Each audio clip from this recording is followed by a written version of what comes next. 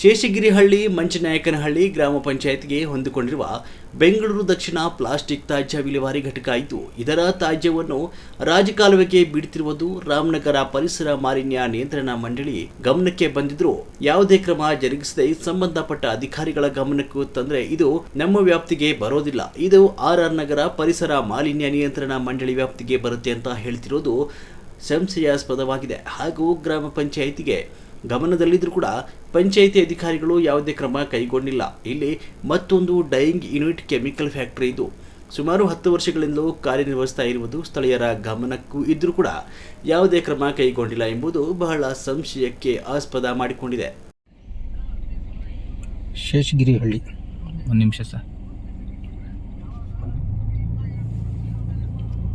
ಕಾಸು ತಗೊಬಿಡಿ ಬಿಡಿ ಸರ್, ಸಾಕು. ಸ್ವಲ್ಪ